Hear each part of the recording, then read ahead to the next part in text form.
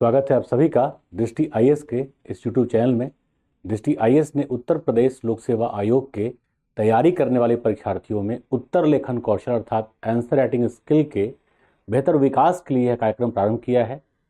इसके अंतर्गत मैं संजीव श्रीवास्तव भूगोल, पर्यावरण तथा पारिस्थितिकी, आपदा प्रबंधन या सेकेंड पेपर में भू राजनीति अर्थात जियो पॉलिटिक्स और थर्ड पेपर के कृषि, उद्योग, परिवहन इससे संबंधित जो प्रश्न आए हैं उनका विश्लेषण कर रहा हूं।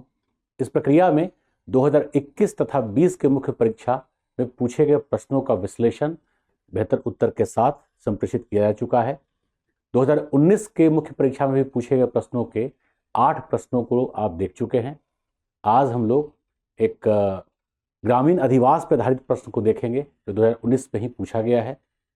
हालांकि 20 में आप देखेंगे तो ग्रामीण अधिवास जो गंगा घाटी के अंतर्गत के प्रारूप या प्रतिरूप अर्थात पैटर्न पर निर्भर है, संबंधित है, और जो 19 में पूछा गया है वो ग्रामीण बस्ती के प्रकार को पूछा गया है। थोड़ा इसको स्पष्ट भी कर देंगे। तो चलते हैं, देखते हैं प्रश्न को और जानते हैं इसका उत्तर कैसे निर्मित होगा।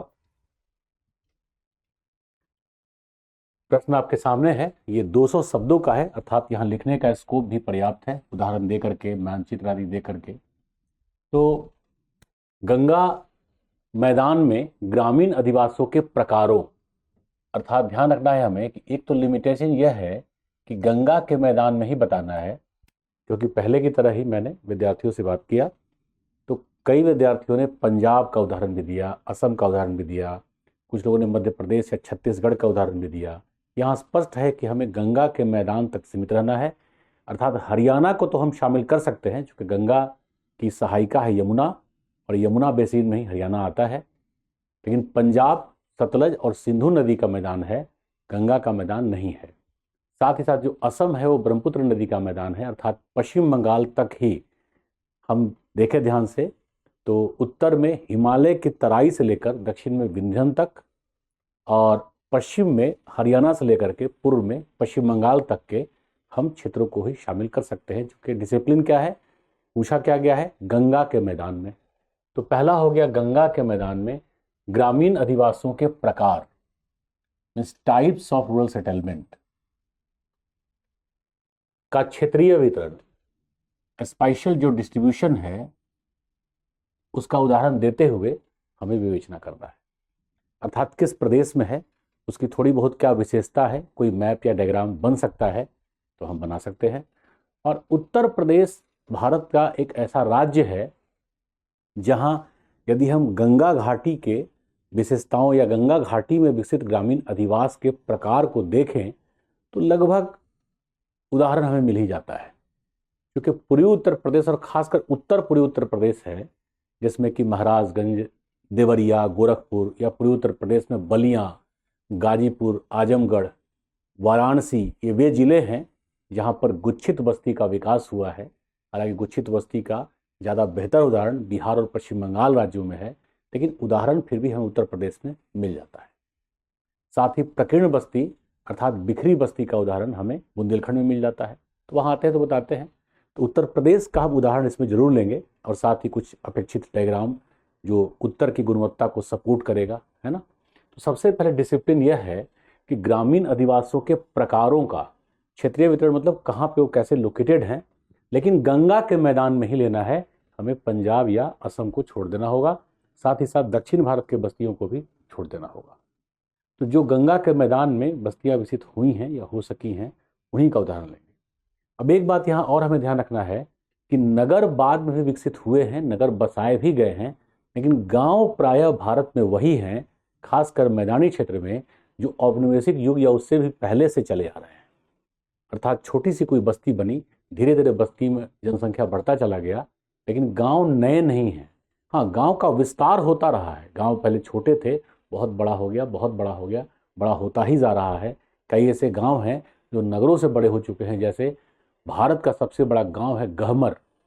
गहमर गांव उत्तर प्रदेश से नहीं, भारत का सबसे बड़ा गांव है जो कई नगरों की तुलना में ज़्यादा जनसंख्या रखता है।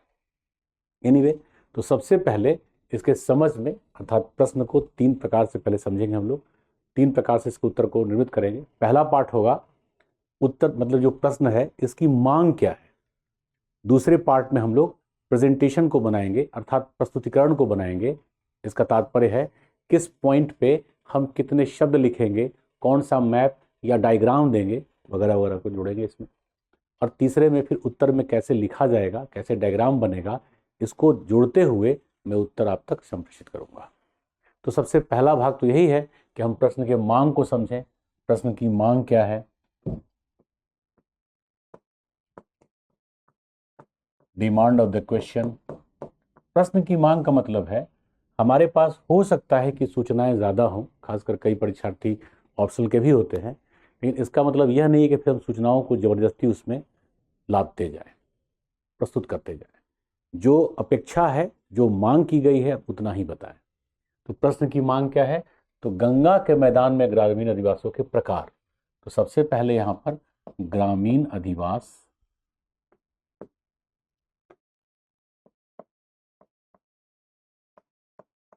ग्रामीण अधिवास के प्रकार को बताना है, प्रारूप या पैटर्न को नहीं बताना। आमतौर पे विद्यार्थी ये समझते हैं कि प्रकार या पैटर्न या प्रारूप एक ही होता है, ऐसा नहीं है। गांव या ग्रामीण बस्तियां जिस प्रकार की ओवरऑल दिखती हैं, एक शेप देखने के बाद, जैसे हम कहते हैं ना कोई व्यक्ति मोटा है, पतला है, नाटा है, तो देखने में किस प्रकार से दिखता है उसी के आधार पर ये बातें कही जाती हैं। लेकिन जो बस्ती का प्रकार है ये हो गया आकार की, अर्थात जो मॉर्फोलॉजी बेस्ड होता है, जिस प्रकार से बस्ती आकार ग्रहण करती है उससे कहते हैं आकार की। इसे कहते हैं बस्ती का प्रारूप या पैटर्न। अर्थात यदि पूछा जाए कि ग्रामीण बस्ती के प्रारूप या पैटर्न को समझाएं तो हम आकार की अर्थात मॉर्फोलॉजी को चुनते हैं। किस प्रकार के आकार की का विकास हुआ है, वो रेखीय हो सकता है, तारा सदृश हो सकता है, आयताकार हो सकता है, वृत्ताकार हो सकता है, चौकरपट्टी हो सकता है, तीर के नोक के बराबर जैसा हो सकता है, त्रिभुजाकार हो सकता है। ये सब पैटर्न है जो 2020 के मुख्य परीक्षा में पूछा गया है, उसका भी विश्लेषण किया जा चुका है, आप देखिएगा। और प्रकार में, प्रकार का जो निर्धारण होता है, एक जो आजकल सुनते होंगे आप लोग, इसको कहते हैं कारपेट एरिया या buildup area.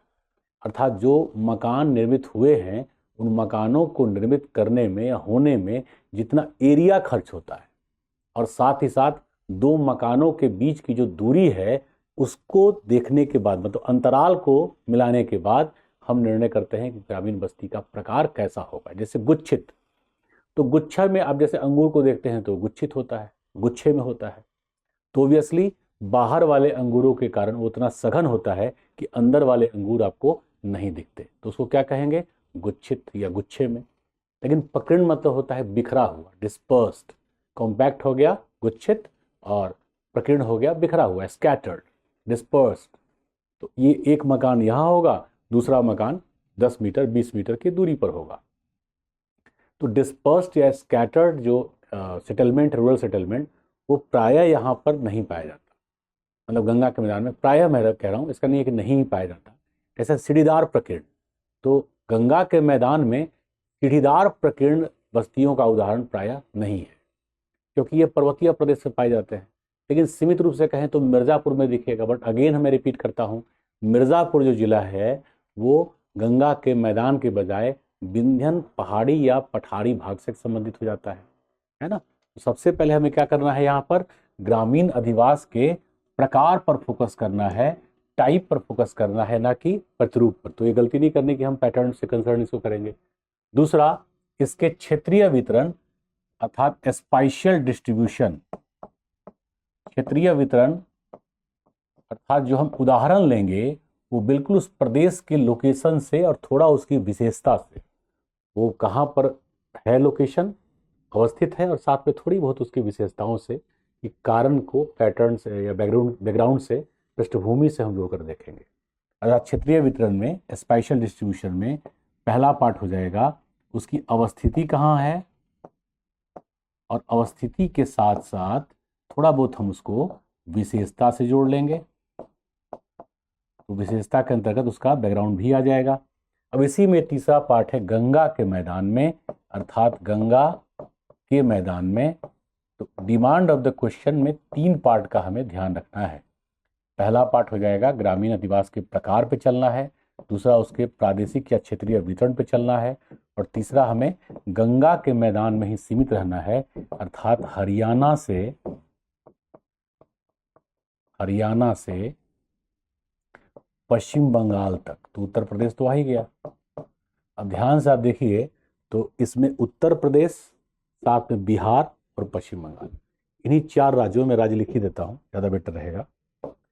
Haryana comma UP comma Bihar तथा पश्चिम बंगाल।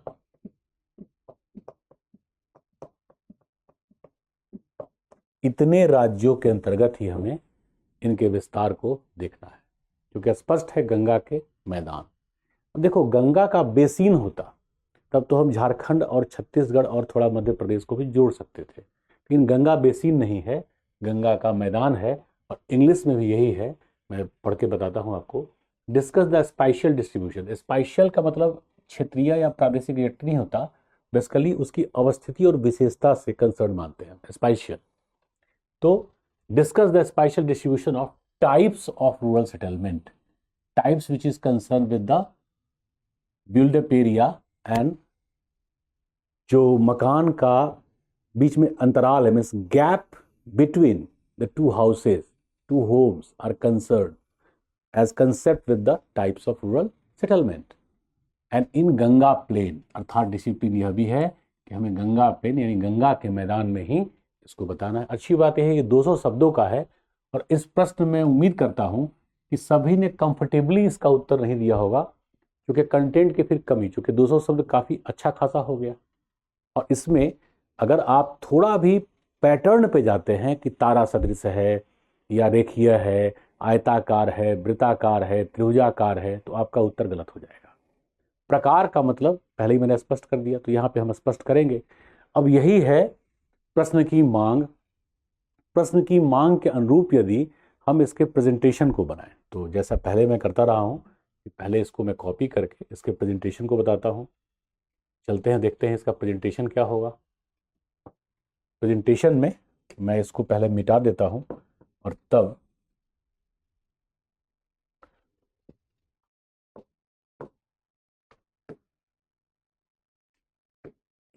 ये वैसे आप देख ही रहे हैं, इसी पे मैं बता देता हूं। प्रस्तुतिकरण, यहां प्रस्तुतिकरण में अर्थात डायरेक्शन के साथ साथ हमें लिखना एग्जैक्टली क्या है।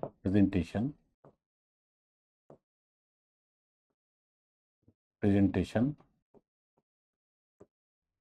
लिखना एग्जैक्टली हमें क्या है, इस बात पर थोड़ा हमें ध्यान देना होगा। जैसे इसका एक परिचय होगा जिसको हम इंट्रोडक्शन कहते हैं, परिचय। तो प्रश्न के परिचय में हमें ग्रामीण अधिवास के प्रकार को बताना होगा। परिचय अर्थात इंट्रोडक्शन में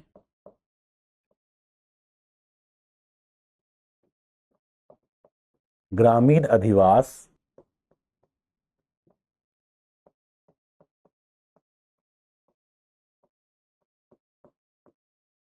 के प्रकार को बताना होगा कि आखिर इसकी अवधारणा क्या है, theme of the type of rural settlement. और साथ ही हमें गंगा के मैदान का, अभी हम क्षेत्रीय उदाहरण नहीं लेंगे, लेकिन गंगा के मैदान से इसको जोड़ना होगा। जैसे गंगा का मैदान वैश्विक स्तर पे कुछ उन प्रदेशों में एक है जहां ग्रामीण अधिवास के लगभग सभी प्रकार उपलब्ध हैं, पर्वतीय और पठारी को छोड़कर। क्लियर हो रहा है? तो ग्रामीण अधिवास के प्रकार और गंगा के मैदान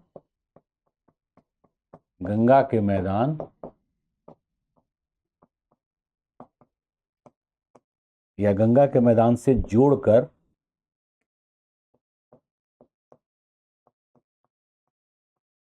इंट्रोडक्शन बनेगा।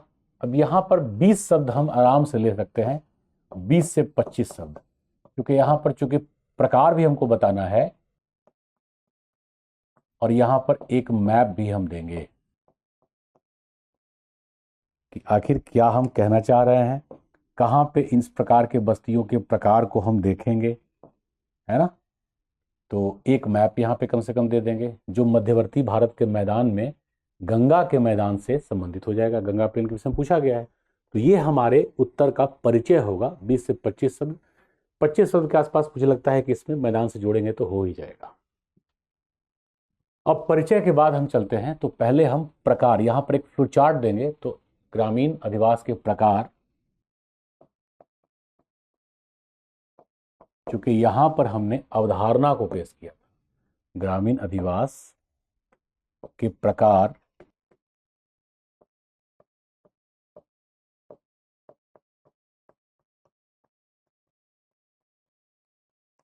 यहीं पर एक फ्लो चार्ट से हम दिखा देंगे, फ्लो चार्ट से, कि आखिर वो कैसे हम समझें। क्योंकि जनरली ऐसा होना नहीं चाहिए, क्योंकि 125 शब्द का नहीं, ये 200 शब्द का उत्तर है। तो एग्जामिनर को ये समझ में आ जाता है कि विद्यार्थी के पास कंटेंट की कमी नहीं है। हम एक यहां पर फ्लो चार्ट देंगे, ठीक है। इस फ्लो चार्ट से हम ये बता देंगे कि कौन कौन सी बस्तियां हैं। इसमें लगभग 5 प्रकार की बस्तियां, अर्थात जो कॉम्पैक्ट होती हैं, गुच्छित बस्तियां, और प्रकीर्ण होती हैं, स्कैटर्ड बस्तियां, उनको एक फ्लो चार्ट से दिखा देंगे।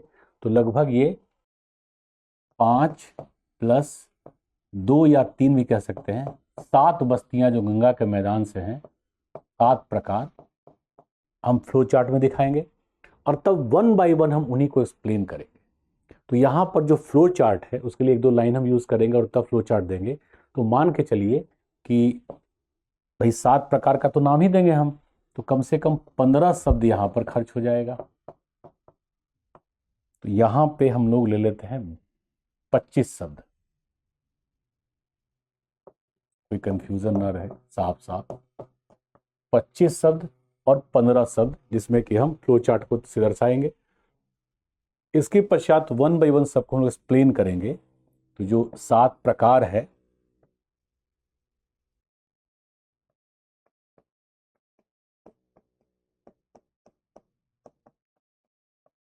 कि अवस्थिति,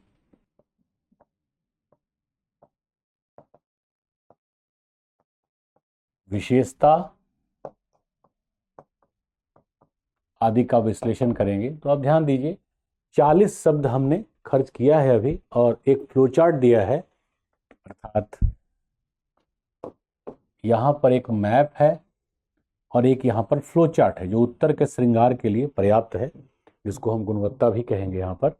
इसके अलावा जब विश्लेषण पर आएंगे तो अवस्थिति और विश्लेषण जब 1 बाय 1 करेंगे, तो अगर हमने लगभग 40 शब्द खर्च किया हुआ है, तो लगभग एक बस्ती पे 15 से 25 रखते हैं, किसी पर 25 भी जाएगा, 25 रखते हैं, तो लगभग 200 के बराबर का प्रेजेंटेशन आ जाता है। तो इन 7 बस्तियों में अगर हम 20-20 शब्द लें तो कितना आएगा, 140 शब्द।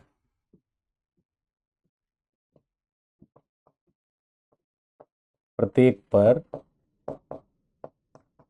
20 शब्द, ठीक है, प्रत्येक पर 20 शब्द, इसकल टू हो गया 140 शब्द। यहां चाहे तो हम निष्कर्ष भी ले सकते हैं, न चाहे तो भी चलेगा। तो 40 और 140 हो गया 180, और निष्कर्ष लें तो फिर पूरा हो जाएगा।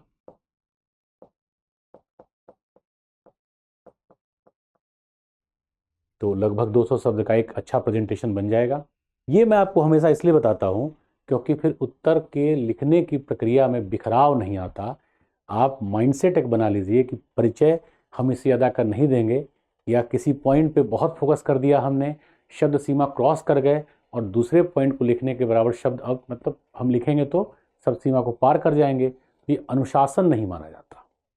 तो इसी पैटर्न पर हम इनको विश्लेषित करेंगे। आ रहा है समझ में? तो यही है प्रेजेंटेशन। तो पहले आपने अंडरस्टैंडिंग ऑफ द क्वेश्चन को देखा, प्रश्न की मांग क्या है। इसके अलावा आपने देखा कि प्रेजेंटेशन में कैसे कैसे पॉइंट्स को हम जोड़ेंगे।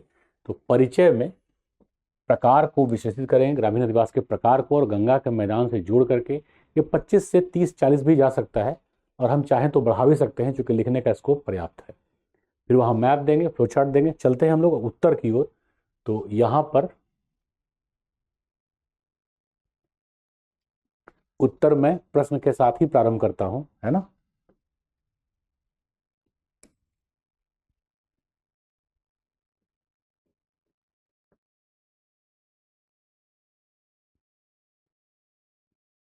जैसा कि प्रश्न में पहले ही मैंने बताया आपको कि सबसे पहले हम ग्रामीण अधिवास के प्रकार के अवधारणा को देंगे, अर्थात परिचय की बात करें। मैं यहाँ पे लिख देता हूँ पहले परिचय, अर्थात इंट्रोडक्शन, इसको आमुख या प्रमुख भी कहते हैं। परिचय तो क्या होगा, परिचय में हम ग्रामीण अधिवास के प्रकार के अवधारणा को देंगे, है ना।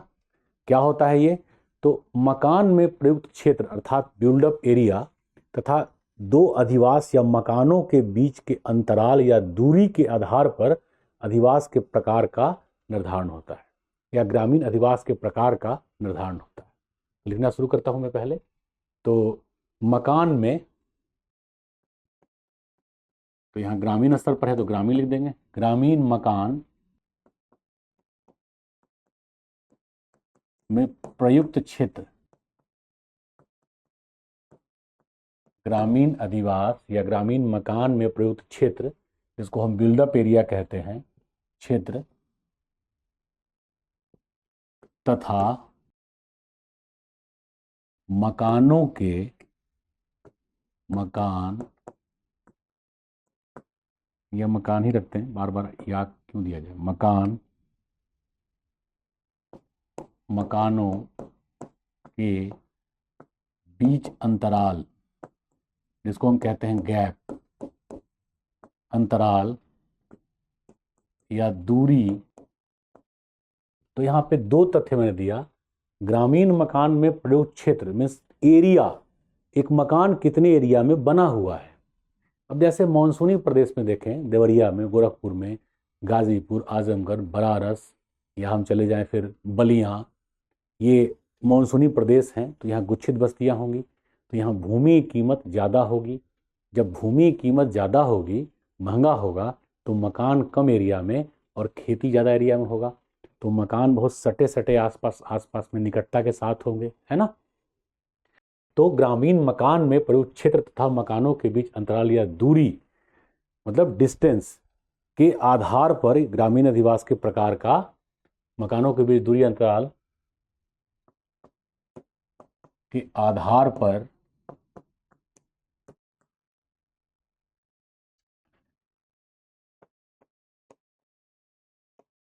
ग्रामीण अधिवासों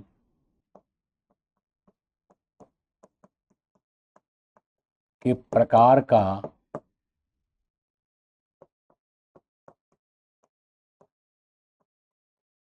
निर्धारण होता है। तो सबसे पहले अभी आपने बताया कि भाई ग्रामीण अधिवास का प्रकार किन शर्तों पे बेस करता है, किन शर्तों पर आधारित होता है। उसमें दो शर्तें मैंने दी हैं, पहला क्या है,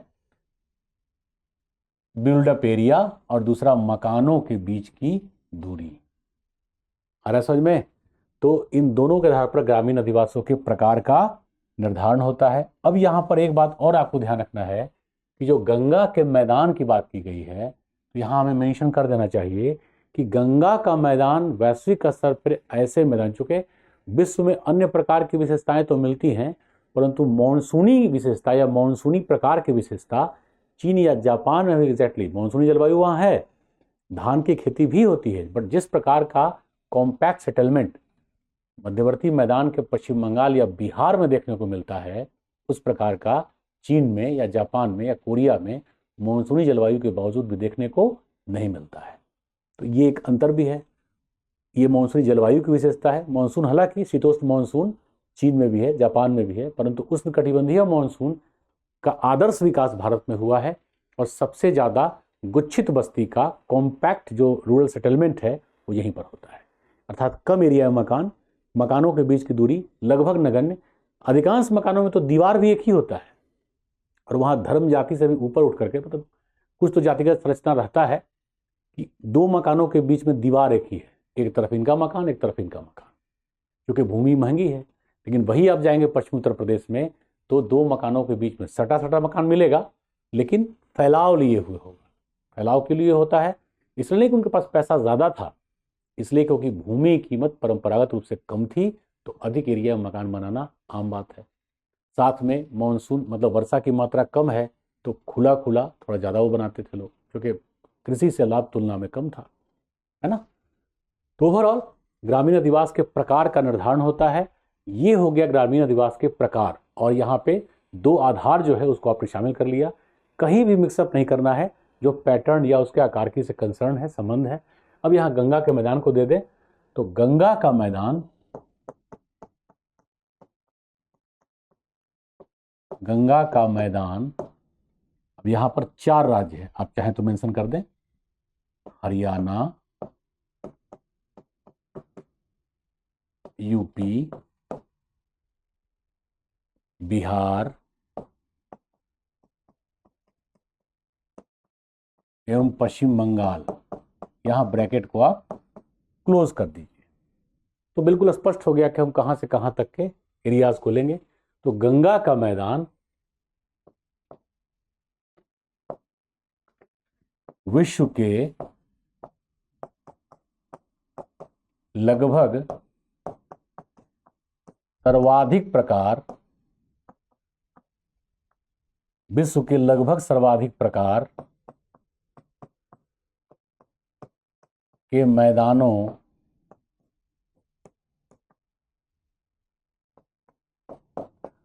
का उदाहरण प्रस्तुत करता है। इसको लिखने का और भी तरीका हो सकता है कि विश्व के लगभग ग्रामीण अधिवासों के प्रकार गंगा के मैदान में या मैदानी क्षेत्र में पाए जाते हैं। आ रहा समझ में। अब जैसे सीढ़ीदार जो एकाकी प्रकीर्ण सीढ़ीदार है, हालांकि मैदान नहीं है वो, परंतु सीमित रूप से कम क्षेत्र में फैला हुआ जो मैदान है, जैसे उत्तराखंड को अगर हम जोड़ लें तो गंगा के मैदान से कंसर्न हो जाएगा। तो ऋषिकेश, हालांकि हरिद्वार में ऐसा फिर सीढ़ीदार नहीं मिलेगा, ऋषिकेश में वही मैदान से, मतलब शिवालिक हिल से नीचे उतरी है गंगा, तो हरिद्वार में बिल्कुल मैदान हो जाता है। ऋषिकेश में प्रकीर्ण सीढ़ीदार ग्रामीण बस्तियां पाई जाती हैं, तो चाहे तो उसको जोड़ भी सकते हैं, है ना। तो ये हो गया हमारा इंट्रोडक्शन, परिचय। ये लगभग आप काउंट कीजिएगा तो 30 शब्द से के आसपास होगा या 40 तक गया होगा, क्योंकि दोनों को मैंने जोड़ दिया है। अब यहाँ पर एक प्रेजेंटेशन में हम लोग मैदान के जो एरिया है डिमार्केट करके बता दें। तो सिंपल मैप बनाने में आप बहुत तकनीकी स्तर पे भी ना जाइए। ये हिमालय हो गया, ये अरावली हो गया। तो ओवरऑल हम पंजाब को तो शामिल करने वाले नहीं हैं, तो इस अरावली से ही ऐसे अगर हम ध्यान से देखें, इस अरावली से ही ऐसे ध्यान से देखें तो उत्तर प्रदेश के इस बुंदेलखंड से होते हुए हम बस यहाँ पश्चिम बंगाल तक को शामिल करेंगे, यानी हरियाणा, यूपी, बिहार, और ये हो जाता है पश्चिम बंगाल। हरियाणा, यूपी, बिहार, पश्चिम बंगाल। इन्हीं क्षेत्रों में हम ग्रामीण बस्तियों को देखेंगे। यदि हम सीढ़ीदार आदि का उदाहरण लें तो थोड़ा बहुत जो गंगा का उत्तराखंड में है ऋषिकेश तक के तो उदाहरण को जोड़ ही सकते हैं, तो सीढ़ीदार से भी कंसर्न हो जाएगा। थोड़ा सा यहाँ पर उत्तराखंड को भी ले सकते हैं हम लोग। क्लियर हो रहा है। तो यहीं पर अब ये क्या बताता है, जैसे दिया हुआ है ना स्पाइशियल डिस्ट्रीब्यूशन, क्षेत्रीय वितरण की बात करनी है। तो ओवरऑल आप इस मैप के द्वारा एग्जैक्टली एंड अप्रोप्रिएटली ये बता रहे हैं कि भाई ये कहाँ पर डिस्ट्रीब्यूशन है। It is exact example of a spatial distribution in the Gangetic plain या गंगा प्लेन। तो ये परिचय हो गया, और परिचय के बाद में उसका स्पाइशियल लोकेशन हो गया, डिस्ट्रीब्यूशन हो गया। अब चलते हैं हम लोग इसके विस्तार को जानेंगे। तो यहाँ पर मैंने क्या बताया था, एक फ्लो चार्ट से पहले ग्रामीण बस्तियों के प्रकार को जो गंगा के मैदान में पाया जाता है उसको देख लें। गंगा के मैदान में, गंगा के मैदान में सघन या गुच्छित,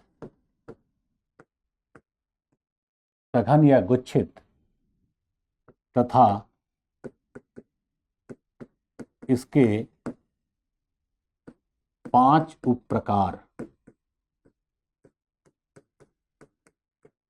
5 उप प्रकार तथा एवं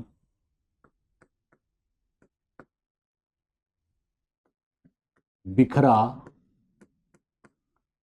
या प्रकीर्ण, बिखरा या प्रकीर्ण तथा उसके 3 उप प्रकार पाए जाते हैं।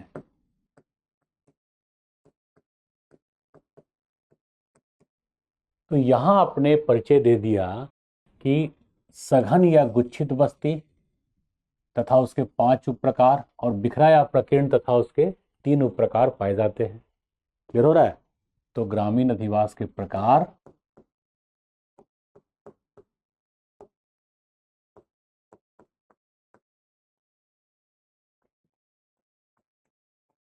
अब जो फ्लो चार्ट हमने कहा था, ये फ्लो चार्ट यहां दीजिए, बहुत स्पष्टता से बेहतर अंक आएगा, क्योंकि फ्लो चार्ट ये बता देता है कि आपके पास कंटेंट की कमी नहीं है और अट्रैक्टिव दिखता भी है। तो सबसे पहले सघन या इसी को कहते हैं गुच्छित, गुच्छित बस्ती भी लिखने की जरूरत नहीं है, बस गुच्छित। और इसको इंग्लिश में कहते हैं कॉम्पैक्ट। और यहां पे हो जाएगा बिखरा या प्रकीर्ण। थोड़ा सा इसको 5-10 शब्दों में भी विश्लेषित करूंगा इसको, लेकिन पहले जो इसका प्रकार है हम ये तो जान लें। तो सघन या गुच्छित में जैसे ये हो गया, नंबरिंग दे देता हूं या छोड़ भी सकते हैं हम लोग। पहला यहीं से नंबरिंग शुरू करते हैं, मॉनसूनी गुच्छित, मॉनसूनी गुच्छित। देखो जो मॉनसूनी गुच्छित है वो एग्जैक्टली धान के प्रदेश से संबंधित होता है, और ये पश्चिम बंगाल और बिहार जैसे राज्यों की विशेषता है। उत्तर प्रदेश के देवरिया और गोरखपुर में इस प्रकार का विकास हुआ है। दूसरा हम लें, अर्थात मॉनसूनी गुच्छित के प्रकार का ही होता है, जिसको कहते हैं लगभग गुच्छित, लगभग गुच्छित। अर्थात गुच्छित तो होगा लेकिन एग्जैक्टली या अप्रोप्रिएटली वो मॉनसूनी की तरह नहीं होगा मॉनसूनी प्रदेश में ही। तो मॉनसून तो खैर बुंदेलखंड में भी है जहां वार्षिक वर्षा 65 cm ही है। तो लगभग गुच्छित या इसी को हम कहते हैं उपगुच्छित, सब कॉम्पैक्ट। ठीक है, उपगुच्छित। इसके बाद हो जाएगा रेखीय गुच्छित,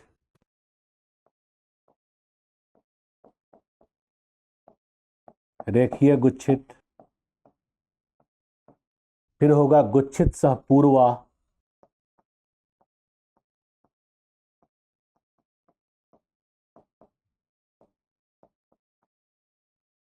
फिर पांचवा हो जाएगा गुच्छित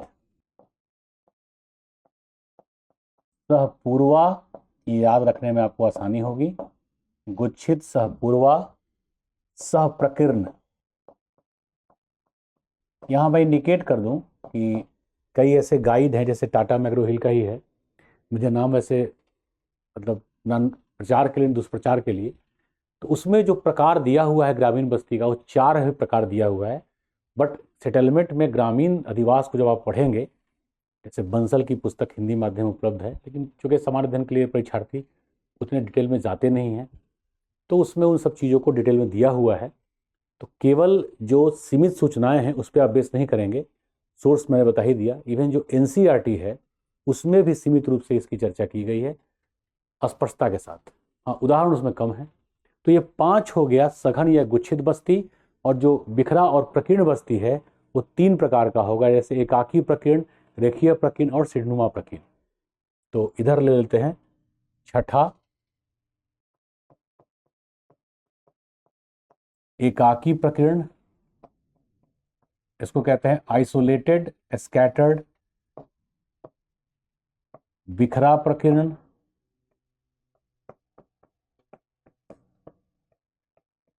थोड़ा बहुत ऋषिकेश यदि कंसर्न कर लें तो ये सीढ़ीनुमा प्रकीर्ण भी हो सकता है, सीढ़ीनुमा प्रकीर्ण। तो ओवरऑल यही 8 हैं, इन 8 को ही हमें वन बाय एक्सप्लेन करना है। इसमें सबसे पहले थोड़ा सा सघन या गुच्छित बस्ती और तत्पश्चात बिखरा या प्रकीर्ण बस्ती को पहले विश्लेषित कर देंगे, क्योंकि पहले प्रकार को तो ही बताता है और तत्पश्चात हम इन दोनों को स्पष्ट करेंगे। आ रहा है समझ में? तो चलते हैं अगले पेज पर।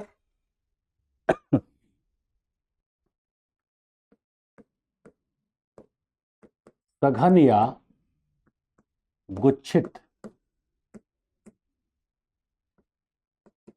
बस्तियां,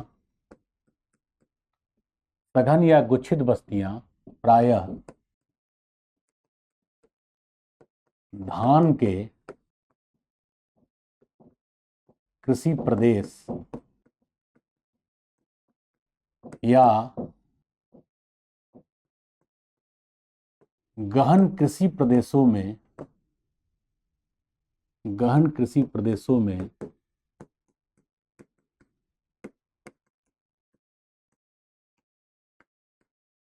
विकसित हुए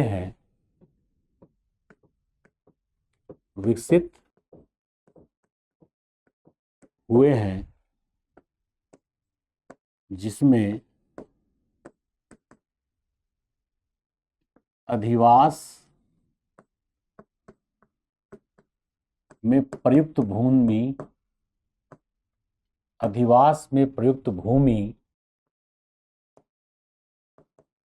तुलनात्मक रूप से कम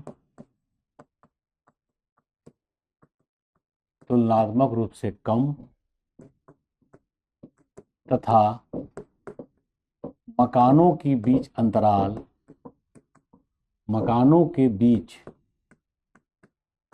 अंतराल न्यूनतम या नहीं होता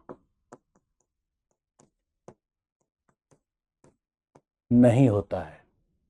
तो ये सघन और गुच्छित बस्ती का उदाहरण हो गया।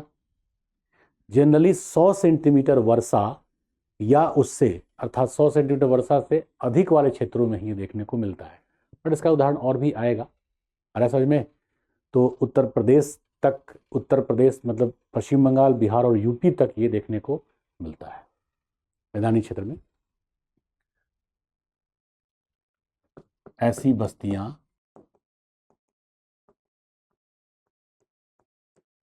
पश्चिम बंगाल, बिहार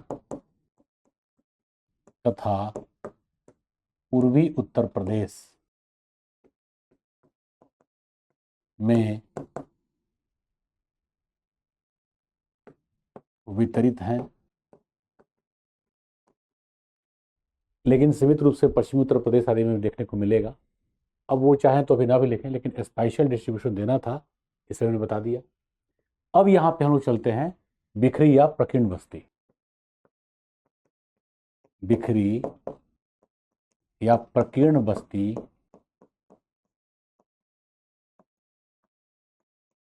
बस्तियों में अधिवास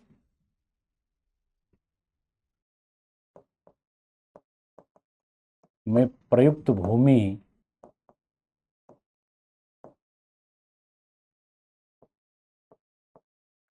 मध्यम या अधिक होता है।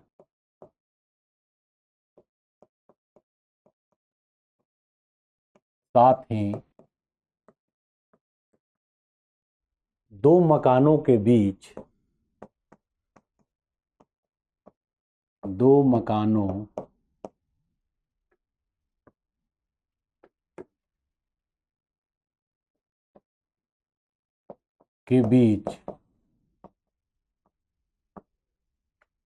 प्रायः अंतराल अवश्य होता है।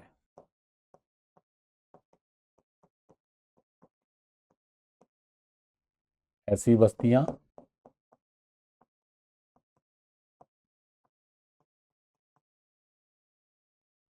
हरियाणा, पश्चिमी यूपी,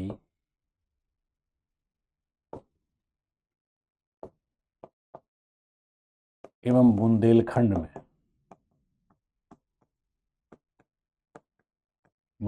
में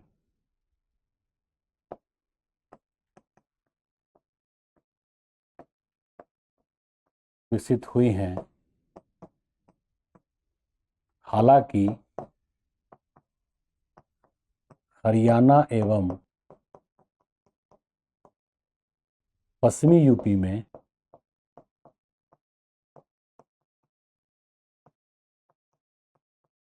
मिश्रित स्वरूप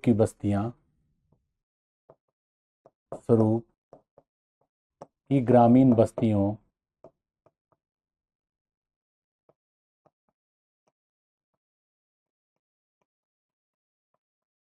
का विकास हुआ है।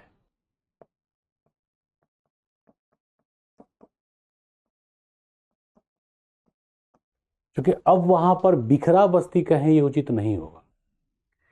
हरियाणा के जब मकान को देखेंगे, पश्चिमी उत्तर प्रदेश के मकान को देखेंगे तो सटे होते हैं, लेकिन कई बार गलियां या छोटे मोटे गलियों से उनको अलग कर दिया जाता है। क्लियर हो रहा है? तो एग्जैक्टली बिखरा तो नहीं पाया जाएगा, और कहें तो फिर बुंदेलखंड एक बच जाता है। वहां पर इस प्रकार की बस्तियों का विकास हमें देखने को मिलता है। आ रहा है समझ में? मकान का मतलब ये नहीं होता है कि मकान की बाउंड्री नहीं मिलेंगे, इसको अहाता कहते हैं। अर्थात दो मकान का दीवार, मतलब एक तरफ कमरा इधर भी है, एक तरफ कमरा इधर भी है, और दोनों, इधर दूसरा मकान है, इधर दूसरा मकान है, इसको कहते हैं अंतराल का नहीं होना। लेकिन एक मकान यहाँ है, बीच में बाउंड्री है, बाउंड्री मतलब जो अहाता का बाउंड्री होता है, और जो दूसरा मकान इधर है, तो ये होता है बिखरा। लेकिन मकान तो सटे सटे ही होते हैं। तो पश्चिमी उत्तर प्रदेश में आप देखेंगे इस प्रकार की बस्तियों का विकास या हरियाणा में भी हुआ है। तो यहाँ पर बिखरा और प्रकीर्ण बस्ती, अर्थात दोनों प्रकार के बस्तियों का जो विशेषता है, स्पेशल लोकेशन है, ये पहले बता दिया मैंने। साथ ही साथ मैंने जो फ्लोचार्ट दिया था, तो फ्लोचार्ट में सघन या गुच्छित और बिखरा या प्रकीर्ण बस्ती, तो उसके जो प्रकार हैं वो भी दे दिया गया। अब कुछ एप्रोप्रिएट मानचित्र के साथ, उदाहरण के साथ हम इसको एक्सप्लेन कर देंगे, है ना। तो जो सबसे पहला है, हम मॉनसूनी गुच्छित से प्रारंभ करते हैं। तो पहला था मॉनसूनी गुच्छित।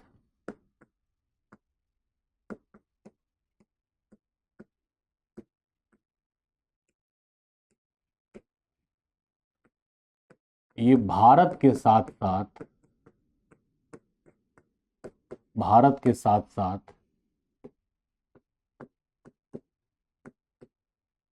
विश्व के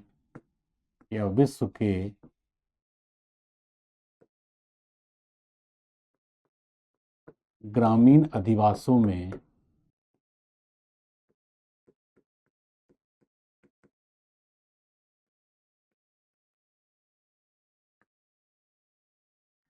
मैं थोड़ा इधर स्पेस ले लेता हूं पिक्चर बनाने के लिए। विश्व के ग्रामीण अधिवासों में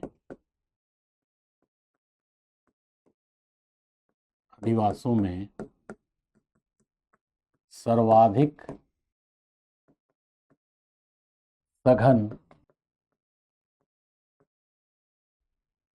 ये भारत के साथ साथ विश्व के ग्रामीण अधिवासों में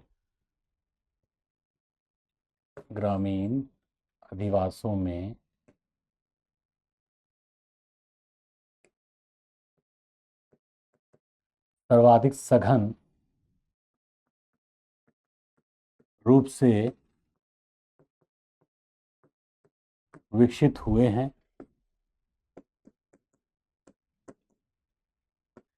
इनमें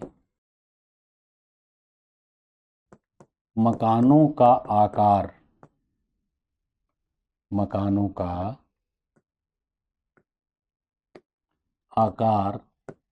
देखो, क्योंकि पश्चिमी को छोड़ दो, अभी पूर्वी उत्तर प्रदेश, बिहार और पश्चिम बंगाल का ये एरिया जागीरदारी प्रथा से भी तो संबंधित रहा है। तो कुछ ऐसे भी लोग थे जो तहसीलदार थे या उस प्रकार के पेशे से संबंधित थे, तो उनके मकान तो बड़े बड़े मिले। उनके मकानों के बीच में, क्योंकि उनको प्रशासन से सपोर्ट भी था, वो खुद प्रशासन में थे, वही न्याय व्यवस्था से भी जुड़े हुए थे या पुलिस व्यवस्था से जुड़े हुए थे, तो उन पर हमला आदि करना, हालांकि बीच में जो नक्सलवाद की प्रक्रियाएं प्रारंभ हुई तो काफ़ी हद तक ये हुआ, लूटपाट है और जो भी चीज़ें थी, परंतु जो ग्रामीण एक ओवरऑल बस्ती का स्वरूप है प्रकार की प्रक्रिया के अंतर्गत, उसमें जो बड़े मकान थे वो भी पाए जाते थे, लेकिन सामान्यतः हम किसी भी चीज़ का विश्लेषण कैसे करते हैं, उसके सामान्यीकरण पे, औसत पर, तो इनमें मकानों का आकार प्रायः छोटा या मध्यम, मकानों का आकार प्रायः छोटा या मध्यम एवं अंतराल न्यूनतम होता है। अंतराल न्यूनतम का मतलब हुआ गैप नहीं होता, प्रायः दो मकानों के बीच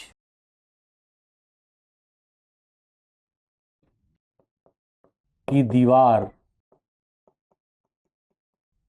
एक ही होती है।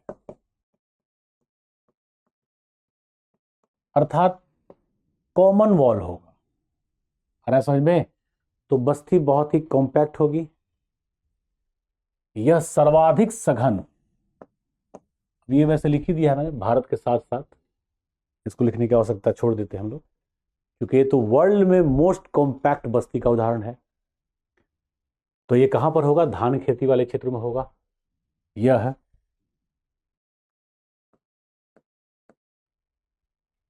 गहन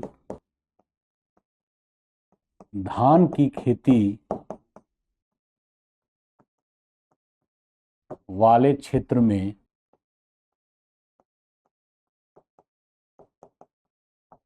ही विकसित हुए हैं।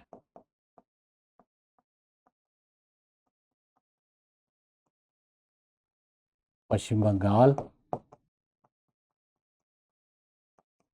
बिहार तथा पूर्वी उत्तर प्रदेश।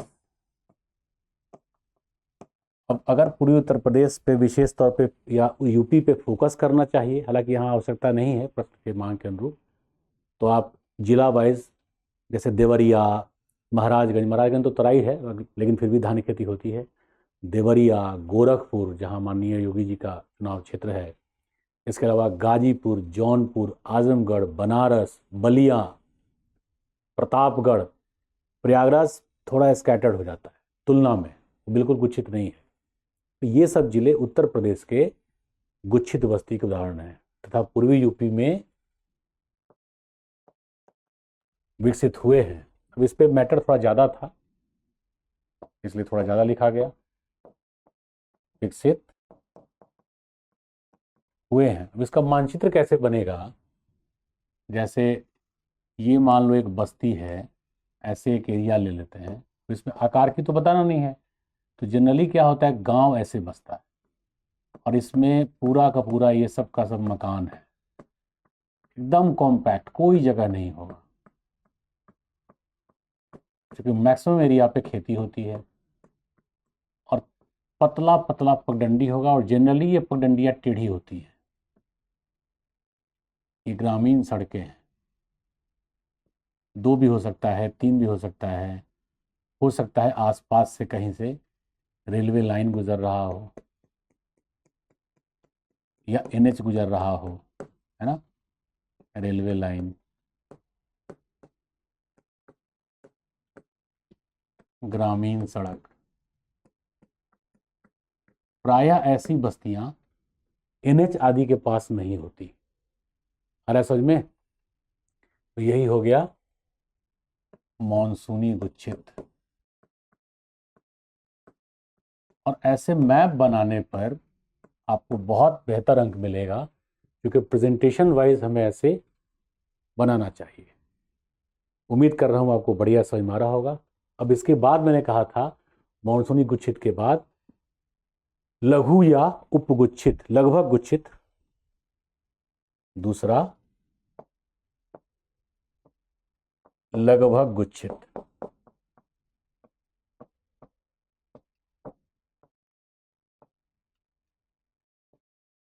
या इनका विकास भी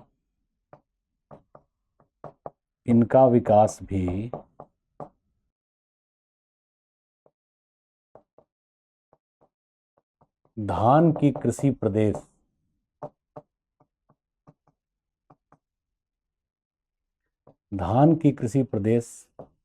में ही होता है।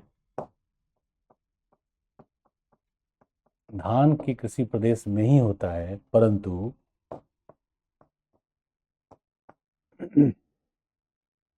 धान की कृषि प्रदेश में ही होता है, परंतु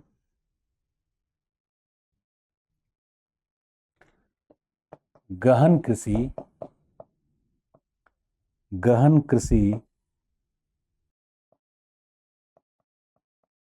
का क्षेत्र नहीं होता। या यहां पे सिंपल दे दें, गहन कृषि ज्यादा अच्छा रहेगा, परंतु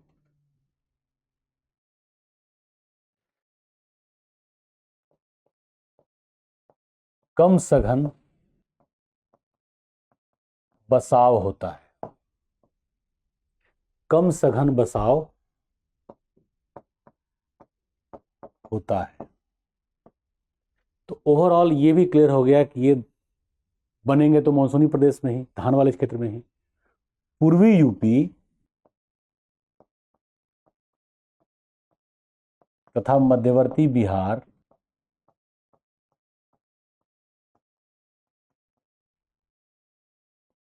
में ऐसी ग्रामीण बस्तियां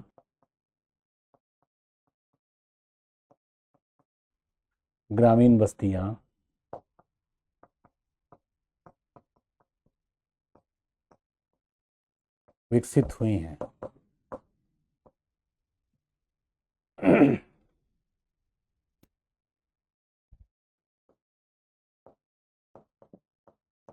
यहाँ पे पिक्चर के लिए स्पेस चाहिए था हमें, तो यहाँ मैं बना दे रहा हूँ। जैसे वो आपने देखा है ना, तो इस पे सिंपल करना क्या है, बस्ती के आकार को छोटा कर देना है। जैसे ये हो गया, तो इसमें क्या हो गया, बस्ती के आकार को मैंने छोटा कर दिया, और सड़क ओबियसली थोड़ा ज़्यादा निकल जाएगा, ग्रामीण सड़क जो है, क्योंकि इसमें भूमि कीमत तुलना में कम होगी। ये हो गया उपगुच्छित या लगभग गुच्छित। क्लियर हो रहा है। उत्तर प्रदेश में देवरिया और गोरखपुर को छोड़ दिया जाए तो थोड़ा सा नीचे आइए, तो गाजीपुर या बनारस, बलिया, ये सब उत्तर प्रदेश के वे जिले हैं जहां इस प्रकार का उपगुच्छित बस्ती या लगभग गुच्छित बस्ती का विकास हुआ है। ठीक है, अब चलते हैं हम लोग तीसरे पर। तो तीसरा था रेखीय गुच्छित।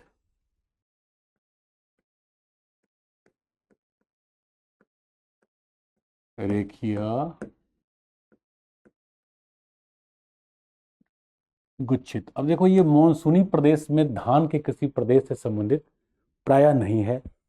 रेखीय गुच्छित का विकास वहां होता है जहां नहर सिंचाई का विकास हुआ हो। ऐसी बस्तियां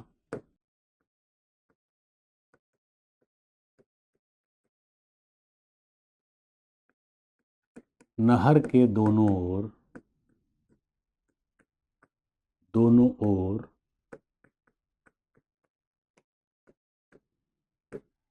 गुच्छित स्वरूप में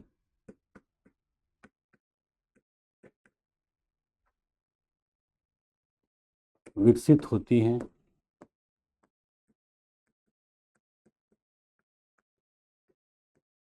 क्लियर हो रहा है। अब इसका उदाहरण क्या हो सकता है, तो इसका उदाहरण होगा शारदा एवं गंडक नदी बांध के।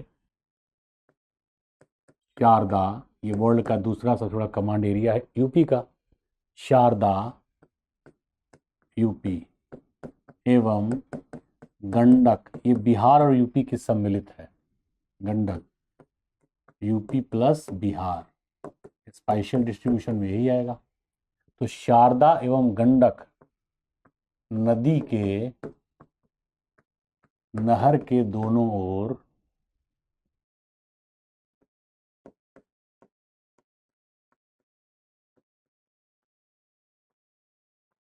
बस्ती का बसाव। ठीक है। अब आप दो प्रकार से इसको प्रेजेंट कर सकते हैं। शारदा नदी आपको पता है, जैसे यदि हम यूपी का मानचित्र लें, अगर आपके पास पेशेंस है और थोड़ा आप बना सकते हैं, बनाना वैसे बहुत टफ नहीं है जो मेरा मानना है, और अंक बेहतर से बेहतर आपको यहाँ पर मिल सकता है।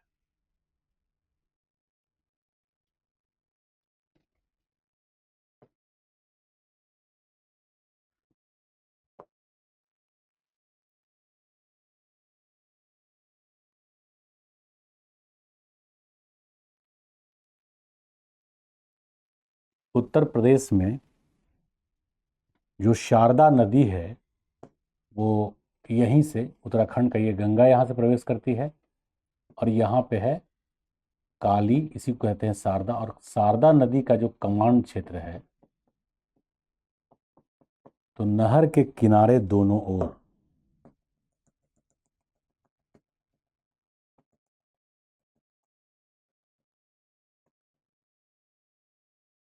रेखीय गुच्छित,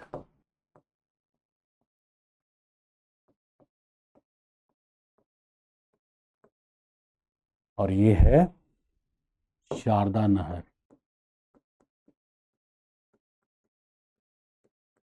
पहले यहाँ पे धान खेती तुलना में कम होती थी, बट अब धान खेती बहुत ज़्यादा होती है।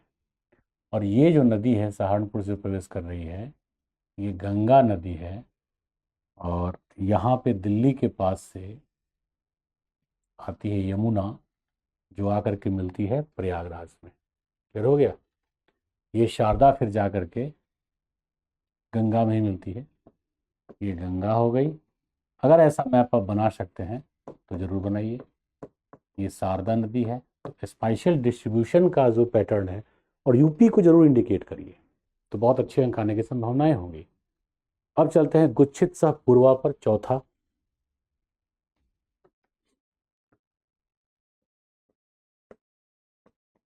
गुच्छित सह पूर्वा। देखो, ये गुच्छित सह जो पूर्वा होता है ना, ये पश्चिमी उत्तर प्रदेश में ज़्यादा बेहतर विकसित होगा।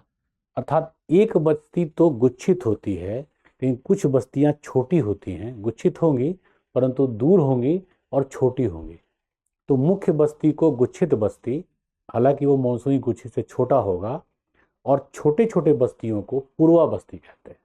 बेसिकली पहले होता ये है, जैसे पश्चिमी उत्तर प्रदेश में, या आप अयोध्या से जैसे लखनऊ के अवध क्षेत्र में इस प्रकार के बस्तियों को आप देखेंगे। बरेली में जो बरेली की ग्रामीण बस्तियां हैं, उनमें खूब बढ़िया, बदायूं से लेकर के बरेली तक, शाहजहांपुर, अलीगढ़, इस क्षेत्र में इस प्रकार की बस्तियों को हम बहुत बेहतर प्रकार से देख सकते हैं। होता यह है कि हरित क्रांति के समय धीरे धीरे ट्यूबवेल सिंचाई बढ़ता चला गया, तो ट्यूबवेल प्रायः खेत के एरियाज में बनाया जाता था। फिर वहां पर चूंकि दूरी की वजह से वहीं पर एक घर, घर मतलब पूरे साजो सामान के साथ नहीं, परंतु दो कमरे बना दिए जाते थे, क्योंकि पैसा भी आ गया था। फिर धीरे धीरे क्या हुआ कि जब अधिवासों का बंटवारा होना शुरू हुआ, अधिवास मतलब जैसे घर में भाई दो बच्चे हैं, तो बाद में उनका अपना परिवार होगा और खेती का मतलब खेत का बंटवारा होगा, तो उसमें जो पैतृक मकान है उसके अलावा जो मेन खेती वाला एरिया है, तो कुछ लोग उन्हीं जगहों पर धीरे धीरे अधिवास का विकास कर दिए, तो एक पूर्वा बस्ती का विकास हो गया। वो मुख्य गुच्छित बस्ती के आकार के बराबर का तो नहीं हुआ, लेकिन छोटी गुच्छित बस्ती के तौर पे दिखा। इसको कहते हैं गुच्छित सह पूर्वा। क्लियर हो रहा है? इस प्रकार की बस्तियां बिहार के जो आरा जिला है, आरा तो जिला नहीं है, उसका हेडक्वार्टर है, उसको भोजपुर जिला कहते हैं, सोन नहर का जो क्षेत्र है ना, वहां पे पहले दिखता था, लेकिन अब वो पूर्वा खत्म हो गया। पूर्वा भी इतना बड़ा हो गया, गुच्छित सा के मिल गया, तो पूरा का पूरा बृहद या गहन गुच्छित बन गया है, जिसको मानसूनी गुच्छित हम कह सकते हैं। तो वर्तमान में उत्तर प्रदेश में इस प्रकार के उदाहरण हमको देखने को मिलते हैं। गोरखपुर, देवरिया, इन क्षेत्रों में मिल सकता है, लेकिन पश्चिमी उत्तर प्रदेश में ज़्यादा बेहतर मिलेगा। गुच्छित सा पूर्वा, इसमें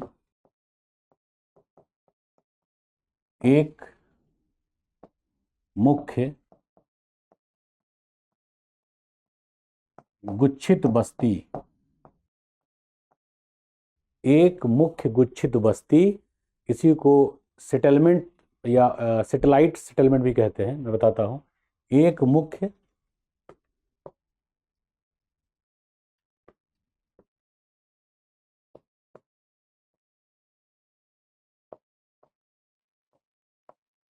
गुच्छित बस्ती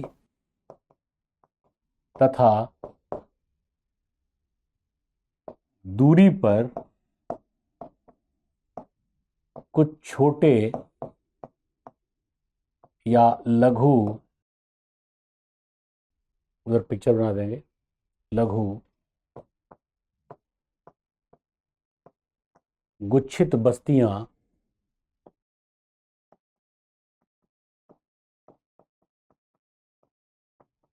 विकसित होती हैं।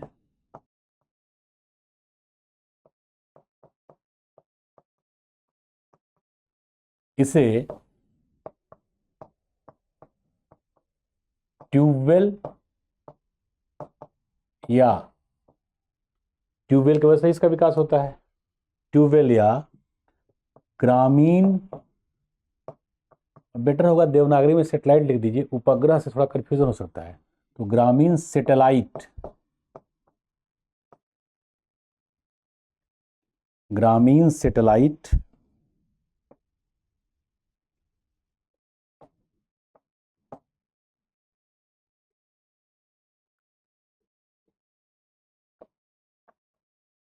बस्ती भी कहते हैं। अब बेटर होगा फिर इसका एक पिक्चर ले लिया जाए। तो जैसे मान लो ये एक यहाँ पिक्चर लेते हैं, तो यहाँ पर एक बना देंगे हम लोग जिसको हम कहेंगे कॉम्पैक्ट।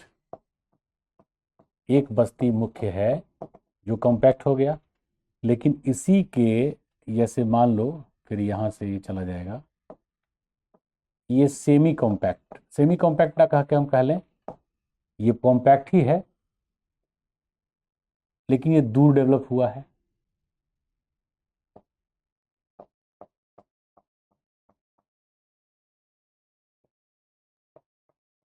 यही ट्यूबवेल सेटलमेंट कहा जाता है, क्योंकि ट्यूबवेल की प्रक्रिया से ही विकास इसका होता है। तो ये मुख्य गुच्छित बस्ती है,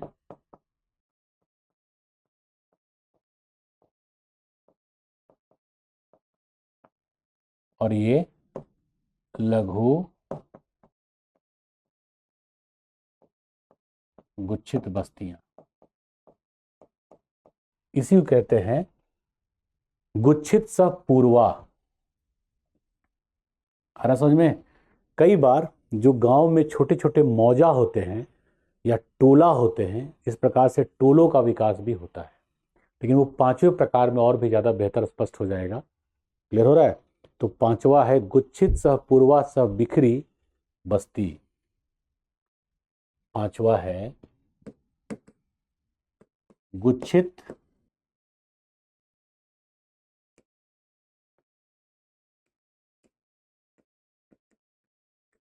सह पूर्वा। देखो याद करना इसलिए आसान है कि पिछले वाले टर्म को तो लिख ही दिया मैंने, गुच्छित सह पूर्वा सह बिखरी। इसमें फिर से नया ट्यूबवेल बनेगा, या छोटा छोटा बाजार भी कई बार होता है, ग्रामीण बाजार जो चार पांच गांवों के बीच में होता है, उस प्रकार के बस्तियों में गुच्छित सह पूर्वा और साथ में सह बिखरी, बहुत दूरी पर एक दो छोटा और होगा जहां दो तीन मकान होगा, और वो वाणिज्यिक गतिविधियों से कंसर्न होंगे, चाय पानी का दुकान खुल जाएगा, उसको कहते हैं पूर्वा और बिखरी। क्लियर हो रहा है? गुच्छित सह पूर्वा सह बिखरी ऐसी बस्तियां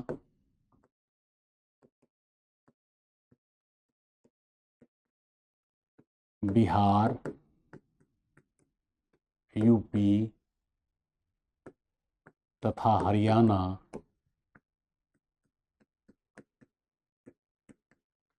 में देखने को मिलती हैं, में विकसित हुई हैं।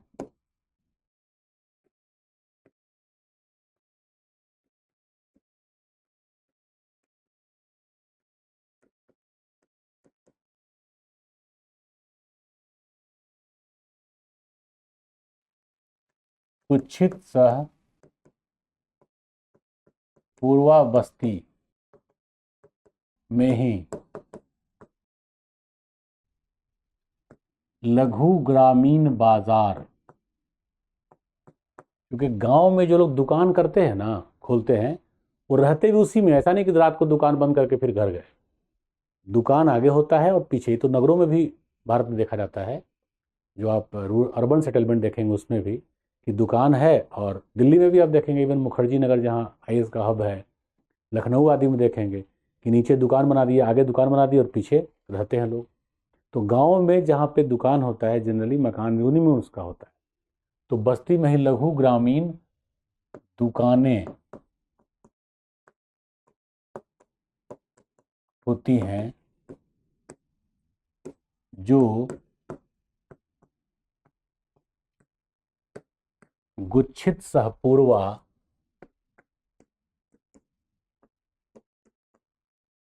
में बिखरी बस्ती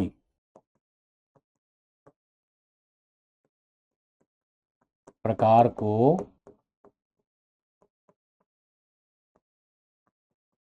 शामिल कराती है। अर्थात जो इसके पहले का फिगर था उसमें कुछ और लघु वाले को जोड़ देना होगा। मैं पिक्चर बना देता हूं यहाँ पे। जैसे एक बस्ती इसमें मेन हो जाएगा,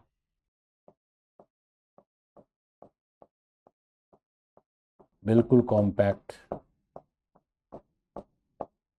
अब इसमें कुछ सैटेलाइट्स हो जाएंगे छोटे वाले।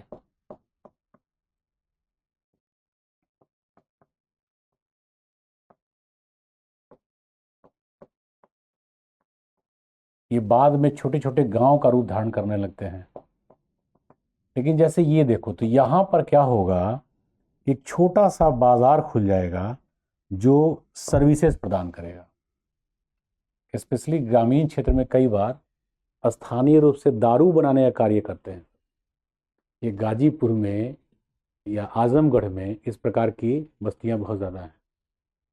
तो ये हो गया यहाँ पे जो कनेक्टिंग का काम करेगा। यहाँ पे एक और मैं बना दे रहा हूँ सेटेलाइट वाला। तो ये क्या कर रहा है, सबको कनेक्टिंग का काम कर रहा है। तो ये इसको इसको इसको, ये इसको इसको इसको। तो ये है प्रकीर्ण, ये बहुत दूरी पर है और इस पे कोई सखन अधिवास नहीं होगा। और बाकी गुच्छित सहपूर्वा वाला तो आपको याद ही है। तो ये फिर सड़क से ऐसे जुड़े रहेंगे।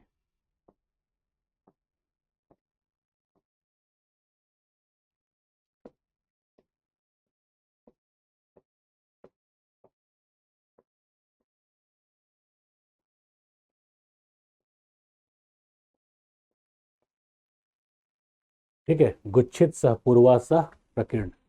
तो इसमें थोड़ा बनाना पड़ेगा हम लोगों को। ये है मुख्य गुच्छित बस्ती,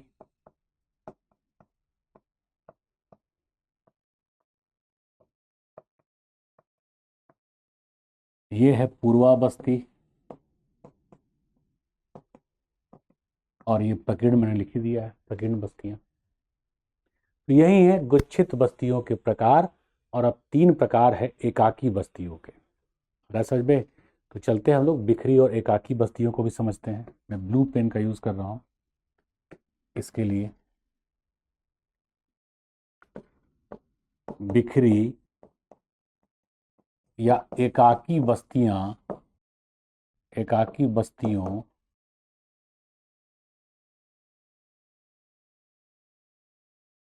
में प्रायः मकान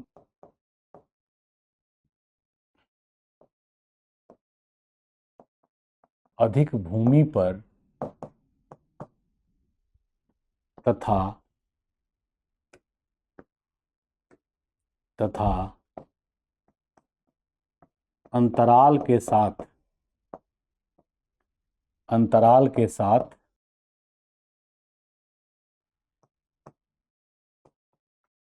निर्मित होते हैं। विशेष रूप से, विशेष रूप से जब जल की कमी हो, जल की कमी हो, ऐसी बस्तियों को ऐसी बस्तियां बुंदेलखंड, देखो बुंदेलखंड गंगा के मैदान का भाग है, ध्यान रखिएगा। बुंदेलखंड, इसमें झांसी, हमीरपुर, महोबा, ललितपुर, जालौन, इन सब क्षेत्रों में ये देखने को मिलेगा। बुंदेलखंड, पश्चिमी यूपी या सीमित रूप से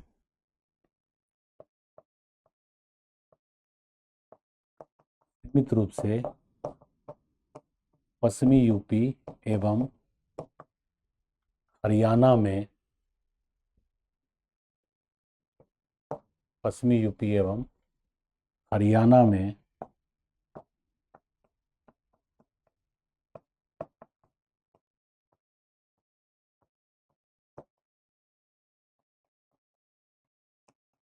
विकसित हुए हैं। तो एक तो परिचय हो गया कि भाई बिखरी और एकाकी बस्तियां कैसी होती हैं। इसमें जो तीन उदाहरण दिया था मैंने, एकाकी प्रकीर्ण बस्तियां, रेखीय प्रकीर्ण बस्तियां और सीढ़ीदार प्रकीर्ण बस्तियां। तो एकाकी प्रकीर्ण बस्तियों में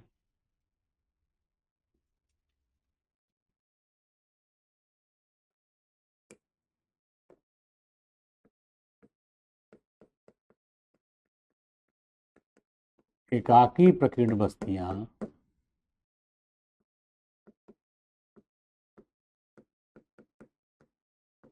बुंदेलखंड,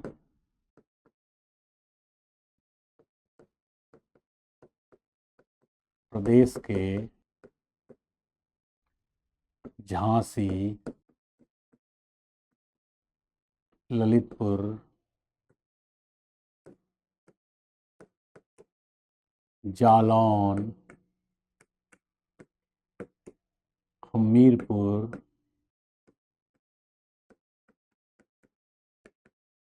एवं महोबा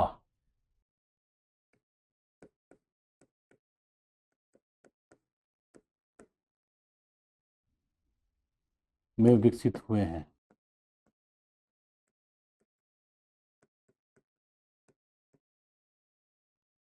विकसित हुए हैं। हालांकि अब इनके स्वरूप में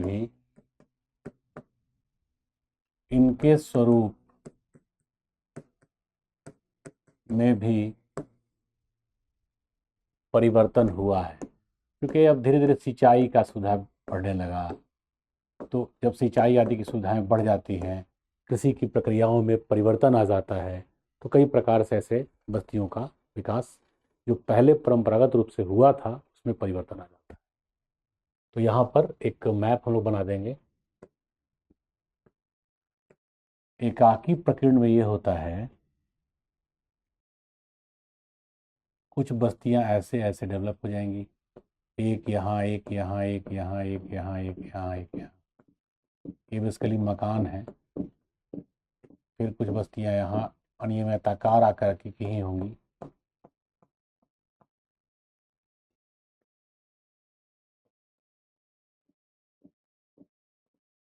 तो मकानों की दूरी भी है, तो ये दूरी पर है, आ रहा है समझ में। एक तो बस्तियों की दूरी और प्लस मकानों की दूरी।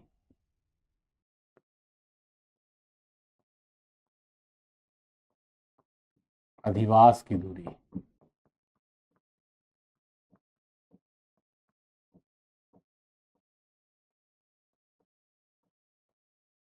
इसको कहते हैं एकाकी प्रकीर्ण। मतलब बिखरी हुई तो बस्तियां हैं ही, साथ ही अलग थलग पड़ी हुई बस्तियां हैं। अलग थलग को बोलते हैं एकाकी प्रकीर्ण। अब दूसरा हो जाएगा, मतलब जो प्रकीर्ण बस्तियों का था, जैसे पहला था एकाकी प्रकीर्ण, दूसरा होगा रेखीय प्रकीर्ण। रेखीय प्रकीर्ण, देखो जो रेखीय प्रकीर्ण बस्तियां हैं वो किसी बांध आदि के पास, जहां पर खासकर रिफ्यूजीज से ये ज्यादा कंसर्न हो जाता है। रेखीय प्रकीर्ण, ऐसी बस्तियां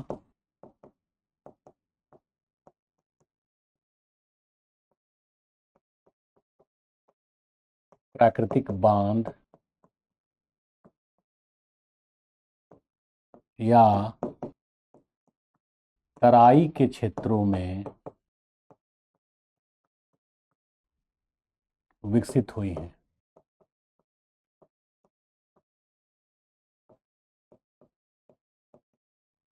बांध के किनारे जिन बस्तियों का विकास होगा, देखो जनरली वो परंपरागत रूप से गांव नहीं होंगे, क्योंकि बांध बहुत पहले से तो है नहीं, या औपनिवेशिक काल में भी हुआ तो उसके पहले तो वहाँ गांव होगा नहीं। तो चूंकि वहाँ पानी की उपलब्धता हो जाती है और आसपास थोड़ा बहुत जो नदी का या नहर का जो कैचमेंट एरिया से कंसर्न एरिया होता है, वहाँ लोग कृषि भी कर लेते हैं, मत्स्यन कर लेते हैं, मतलब उनको आजीविका का साधन मिल जाता है।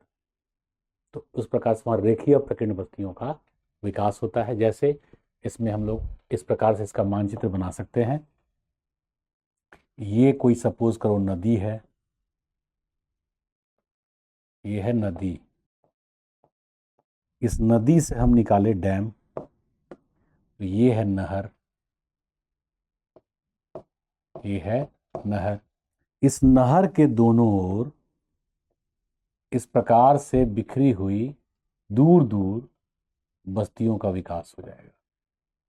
पहले तो सरकार बसने से मना करती है, और ये सबसे बड़ी समस्या होती है बाढ़ के समय, क्योंकि भाई भारत एक कल्याणकारी राष्ट्र है।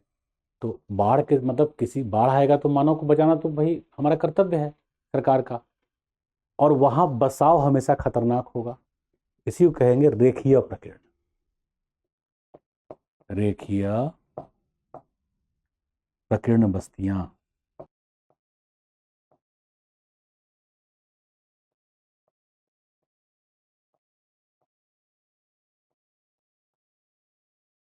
प्रकीर्ण मतलब बिखरी हुई।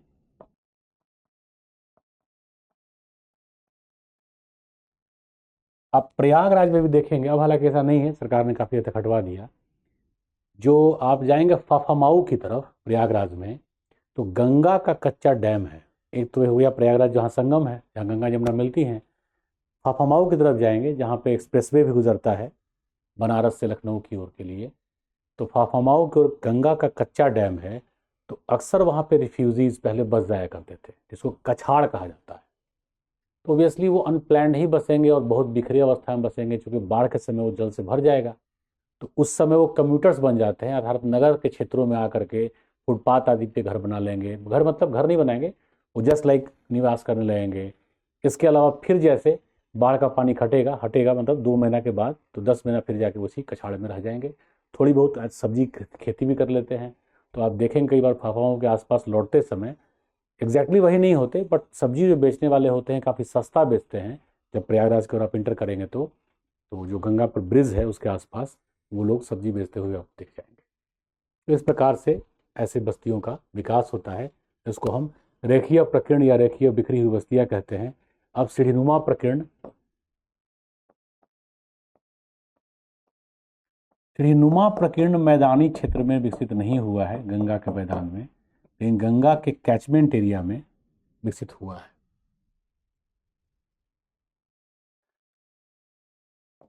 ऋषिकेश एवं मिर्जापुर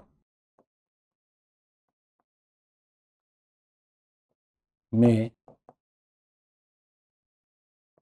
ऐसी बस्तियां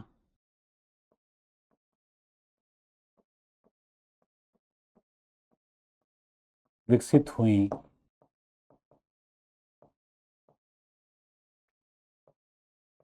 हालांकि ये पर्वतीय एवं पठारी प्रदेश हैं या पहाड़ी प्रदेश हैं।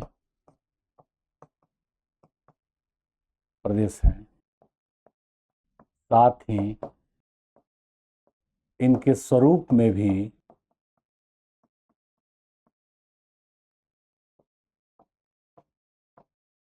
या इनका स्वरूप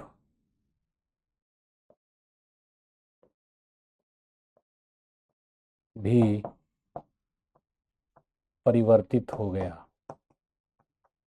देखो ऋषिकेश में क्या हुआ कि टूरिज्म बहुत डेवलप हो गया। तो जो सीढ़ीनुमा प्रकीर्ण था, उसमें गहन अधिवास बन गया, और ये बाढ़ का उत्तराखंड में एक बड़ा कारण है। मिर्जापुर जिले में आप जाएंगे तो पहले तो अभी भी मिर्जापुर में स्कैटर डेवलपमेंट है सेटलमेंट का, लेकिन विंध्यवासिनी देवी का मंदिर, और मंदिर अपने आप में एक इकोनॉमी का आधार है।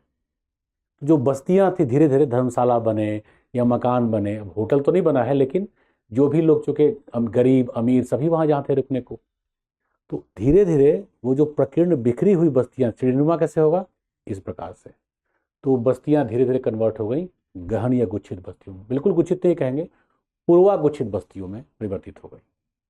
तो उस पर इस प्रकार से एक मानचित्र बन सकता है। बहुत ज़्यादा यहाँ सीढ़ीनुमा नहीं होगा, यही किनारे पर बीच बीच में थोड़े बहुत बस्तियों का विकास है, यही बस्ती हो जाएगा। आया समझ में? तो ये सीढ़ीनुमा प्रकीर्ण।